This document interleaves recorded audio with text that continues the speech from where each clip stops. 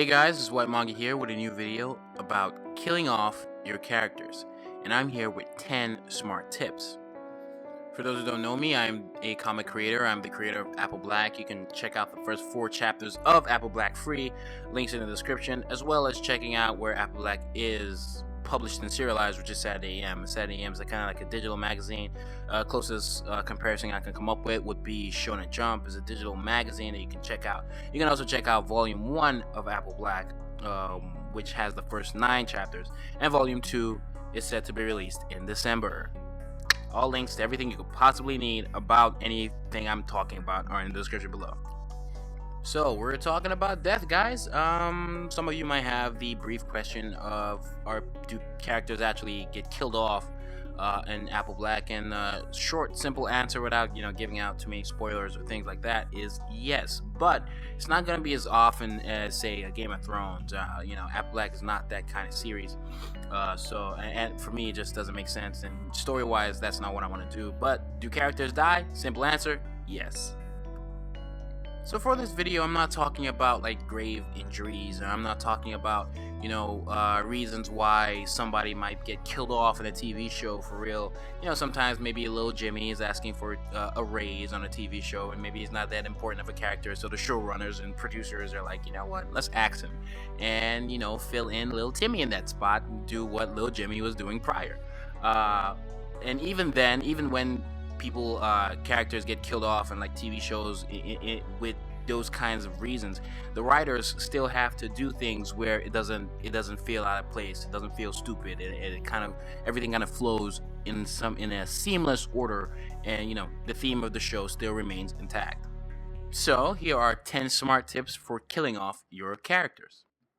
The first tip would be to gauge if your audience or readers are emotionally attached to the character. Now, there's several ways to figure out why an audience would be attached to a character emotionally, and there could be several reasons for that. But it's one of those things where you have to be honest with yourself and kind of feel that out, because the last thing you want to do is kind of try to play off this big deal that a character is dying and no one really cares. Unless you are, I can imagine like a comedy show, making fun of that, right? And maybe that will be the joke of the whole episode, where no one really cares about the character's death. If it's kind of like a meta series, a parody kind of thing, if you're playing around it. But it's one of those things where it'll probably work better if you know the rules, because in that scenario, you're kind of breaking the rules or playing around with the rules, or having some kind of different take on the idea. But the point is to make sure that your character you're killing off, especially if it's like a big deal, you have your audience emotionally attached to the character. Now, a good sign would be if you yourself are emotionally attached to the character, where it's even slightly difficult for you to kill a character. But granted, like I said, you have to be honest with yourself, because it's your character, so you may be biased, and that's why you feel some kind of way. But it's just something to gauge, and how to make sure that your character has people emotionally invested in he or she or him or her or whatever, is things I'll talk about in future tips in the same videos. Stay tuned. Now, my next tip is not really diving into the emotion of anything, right? Here, I want to talk about consequence, and this kind of has more to do with bringing characters back from the dead rather than killing them off. And what I mean by consequences, usually in a story, just to keep but your audience invested in the story as a whole, and not letting them feel like you're playing hot potato with the deaths, or making them feel like the deaths or things that happen in the series don't mean anything, is to have certain things you do have consequences. And one of those things, for the most part, would be killing off characters, or killing off characters and bringing them back from the dead. You don't want a scenario where you do something where they get killed off and then they come back and everything is the same, nothing's changed. It almost feels like then any character on the show could get killed off and they wouldn't really care, because they just assume that the character would come back. And if the character doesn't come back, it wouldn't make sense, because you just go, hey, why didn't what happened the first time happen again? An example I could briefly touch on would be maybe time travel. If a character goes back in time to prevent a death and there is no consequence, and then no one on the show, at least no protagonist on the show, or no character on the show that's on the side with the time traveler should die, because the time traveler can always go back in time and bring that character back. So it's one of those things where you kind of have to have your rules within your world. It has to do with like world building, or your rules for time travel in this scenario. They kind of restrict that kind of thinking, and you have some consequences here and there. So maybe that's why most time travel shows, when they go back in time to change something else goes wrong, and that something else is the consequence. So if you're bringing a character back from the dead, and this may not even be time travel, it could be something else. Maybe it could be for instance, Arrow had the pool. Well, what was the something pit? I can't remember. If you guys know what I'm talking about, you can leave it in the comments. You can leave it in the comments below, right? Where they put the dead body in the pit and the person came back to life. Now, sometimes it had some consequences, right? Where the person came back a little crazy. But sometimes watching the show, you need to gauge what the consequence is and if it fits the crime, if it fits the bill. So sometimes you can call bullshit, and it's like maybe it's not enough, and that's why if you keep watching the show, spoiler alert, I think the pit gets blown up or something happens where the pit is no more. Because if the pit stayed on the show, then it wouldn't make sense for any character on the show to die, because there would be no consequence for anybody's action. If anybody died, you would just be like, hey, you know what? Throw her or throw he or she back in the pit. You know what I mean? And for a world where there's time travel and there's a pit, you can still make an argument where maybe things don't make sense and the consequence is not enough.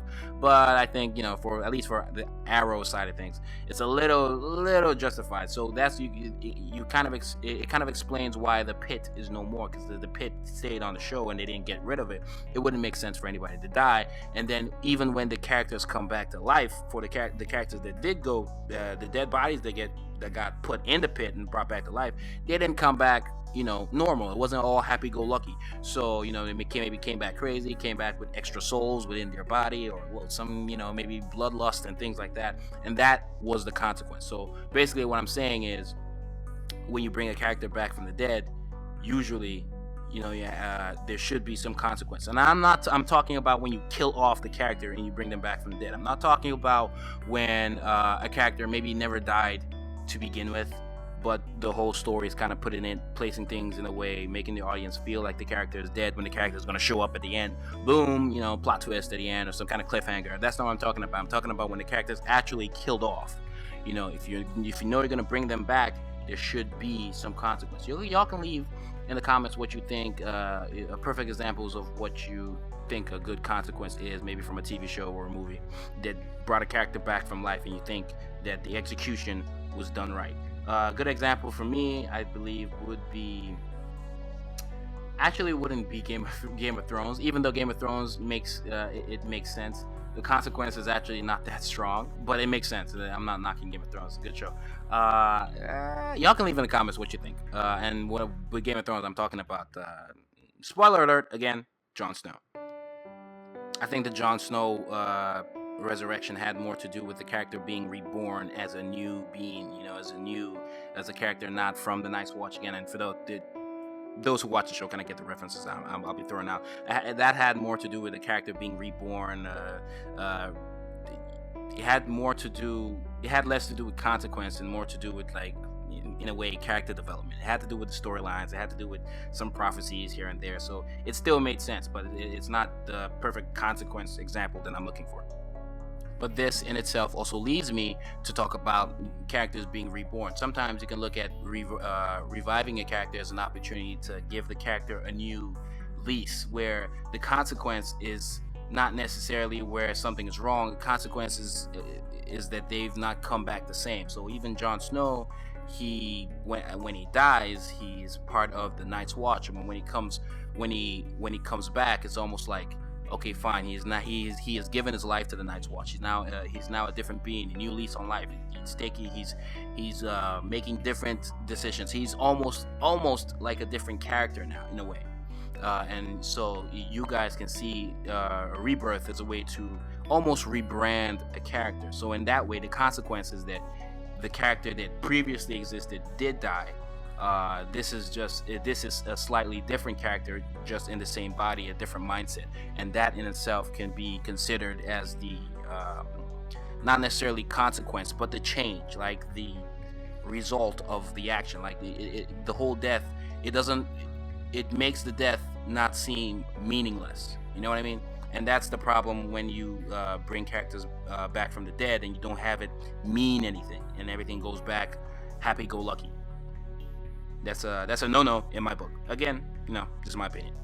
The fourth tip would be to keep track of your style, to keep track of the way you've been writing from beginning to wherever you're going, right? And if the story is the kind of story that it changes over time, then in that sense still be consistent in that maybe certain themes and genres within the story are changing in the same speed, right? Like the same a consistent pace is what I mean.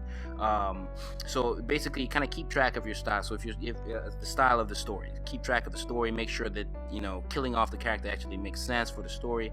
Also keep track of the rating and things like that. Like if your story is something a little more,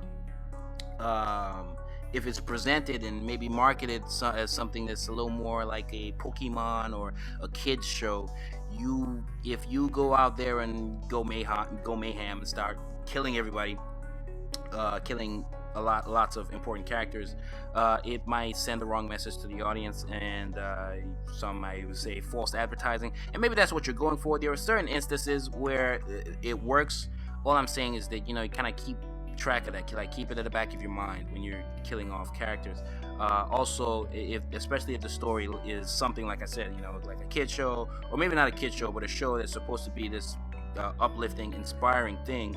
If you go a different direction with so many deaths or too many key deaths, and sometimes that could be just one important character being killed off, and that's why some shows the show go on forever and no one ever dies, and it still kind of fits that world that's been built. So basically it's just something to think about. And if it's like an inspiring show and someone gets killed off, again, it could kind of send the wrong message to the audience, or they can get the wrong vibes, and it could really backfire. It's really tricky. So it's just one of those things that you have to keep at the back of your mind. Is it a show where no one dies, but good prevails or evil prevails? Sometimes the protagonist never dies, or sometimes even the antagonists never die, and maybe they just get put in prison or whatever. Or maybe it is a show where people get killed off, and each death, again, keeping track of all the tips mentioned prior and all the tips I will mention with the rest of the video, where all the deaths still kind of make sense if they exist, and they all have a purpose, they all have some kind of impact, and I'll talk about that more as we go forward in the video.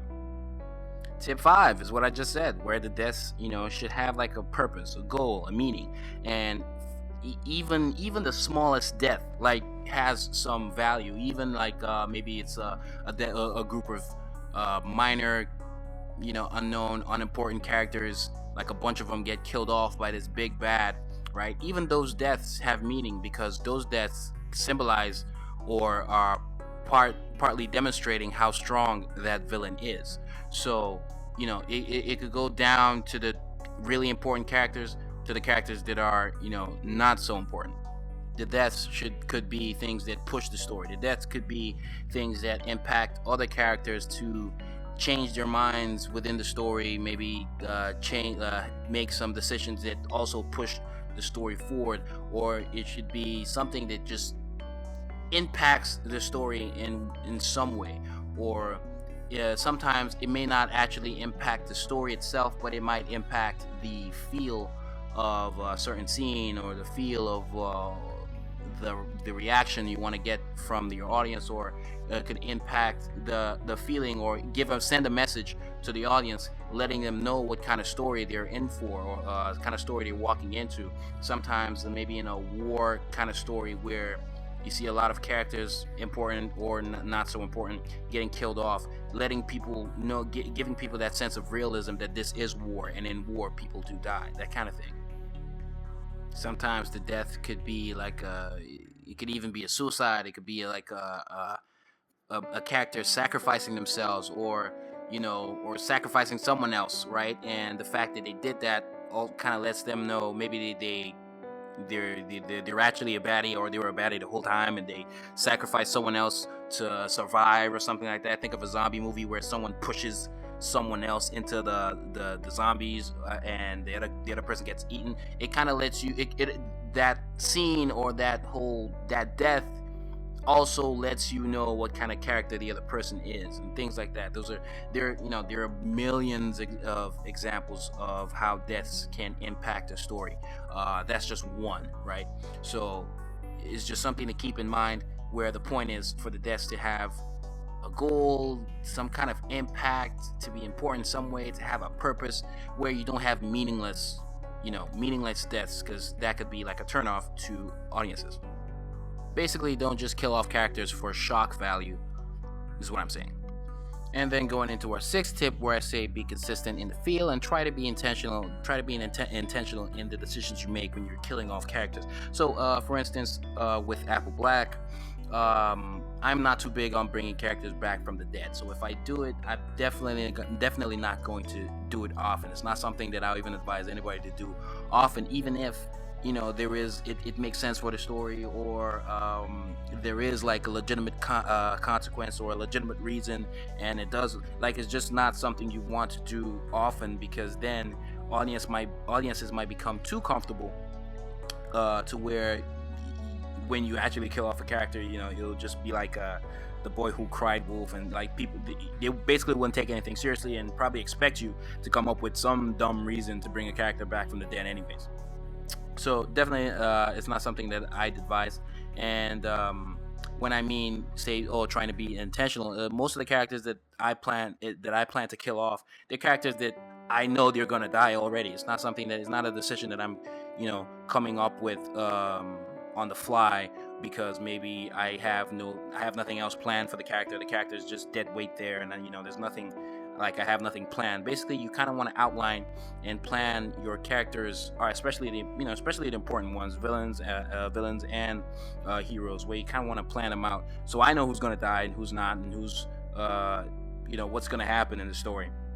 And like, I'm intentional in my action, so every character kind of has that goal, and all decisions they make, and if they get killed off, that death impacts the story and pushes the story, develops the story and the character moving forward. The seventh tip will be going back to the emotional response that we were talking about earlier with tip 1, where you have the character impact the story while they're alive, and you still have them go through some things that develops their character. You do not want to have necessary characters, and by necessary, to me, that's kind of different from minor characters. Minor characters a character might be an important player in the grand scheme of things, but might not be so important in a certain arc, is what I mean. So you don't want to have necessary characters that are just there, right? And maybe you give them all this screen time, and really they don't do much. Like, the story nothing would have changed without them. Whether they are in the story or not doesn't change a thing, right? And even if they might be fan favorites because of their attitude or things like that, you generally do not want to have characters that are unnecessary to the story. They don't push the story. They're just there, right? So you want characters that impact while they're alive, and while also having some kind of a character development, so that way when they do die, it does have an impact on the audience, if that's what you're going for. The eighth tip would be to acknowledge that sometimes there are characters that are created, and sometimes they're created for the sole purpose of dying. Sometimes I'll come up with a character and I know I'm going to kill them off, while I'm developing the story. But sometimes they're characters that I know that they're going to die even before I develop anything, right? And maybe their death is the sole purpose of some action to happen. Maybe the start of one of the character's journey and beginning that character's arc, and it also builds into that character's development. Most times the easy go-to thing is when a friend or a family member or something like that dies, and it kind of motivates a character to do something, or exact revenge, or have a goal, whatever that goal may be. Sometimes that character is even dead before the story even begins, and slowly as the story progresses, they might do maybe some flashbacks here and there, or they'll have characters talk about the dead character. In that way, you can even develop a character even after they're dead, So just because you're dead doesn't mean you can't keep developing the character. You can reveal things that the audience may not have known about the character when they were alive, and things like that that can still push the story and have character development for other characters and impact other characters. The ninth tip for me can be really useful sometimes, is to be creative in the death itself, where the character could be killed in a very poetic way. Maybe you've heard of maybe when people say you live by the sword, you die by the sword kind of thing. You can do things like that. You can have things where the death is some kind of Easter egg. Where the death is a tribute to something else or a reference to something. Basically, you can be more creative with the death, where maybe the death might actually fit that character, or you could be creative in ways that, for instance, if any of you have ever seen The Departed, where every character in that film, before they died, right, there was some form of foreshortening that kind of let the audience know subconsciously that that character was going to die before they died. They would show the character, and in the shot there would be like an X sign somewhere in the shot, right, kind of foreshadowing that this character is going to die really soon. And lo and behold, those characters died. So basically all I'm saying is that you try to find ways creative ways to kill off the character. So like the action that actually kills off the character, try to find ways that to make it creative. Like I was talking about this in a previous video, where I was talking about how to name your characters, and we talked about characters that kind of reference JC, like Jesus Christ, and how some of those characters kind of sacrifice themselves for maybe the greater good, or for a group of people, or for their flock or followers, or whatever they believed in. And that in itself is kind of a slight reference to, obviously not the exact same thing, but a slight reference to Jesus Christ. So that way, most of those characters usually die maybe by sacrificing themselves or something like that. And that could be the creative way.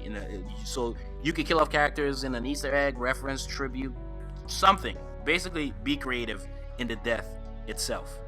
At least try to, because I think it adds an extra oomph to the death itself. And finally, the 10th tip, you guessed it, screw all the rules I just mentioned. There are no rules. Basically, they're good to know, and good to guide you if you want them to guide you. They're good to break, because maybe some of the rules might be, or some of the guidelines or guides might be popular enough to where when you break them, it has like a new, fresh impact. So basically, there are no rules. You can basically do what you want. You can mix and match. You can do all of that stuff and just have fun with it. In the comments, I'd love for you guys to, leave in the comments below the deaths that you felt were the most impactful to you, whether they were annoying or, they were best for the story. They really pushed the story forward, like your best deaths in whatever TV show, anime, whatever it may be. Or you can also leave extra tips that I may have glossed over or may not have, talked about at all. And if it's something that I find really interesting, we can even talk about it in the comment section below. I'd like to thank you guys for watching this video. I'll be doing more discussion videos like this, and maybe the next video will kind of talk about maybe coming up with powers for your characters. You can leave comments if you guys are interested in that stuff. Maybe powers for your characters, or coming up with titles for your book or series, whatever it may be. Just stuff like that. More discussion videos since a couple of you guys like this stuff. So maybe I'll keep the ball rolling, because there are lots of stuff to talk about. That I feel I can share knowledge on that might help you guys. If you guys watched the video to the end, I'd like to thank you guys for that. If you checked out Apple Black at all, if you purchased Apple Black, if you've checked out Saturday AM, or supported me or any of my projects in any way, a big thank you to you. Thank you very much, basically. And don't forget to like this video and subscribe to the channel. This has been Swell, guys. It's WhytManga, and I'm out.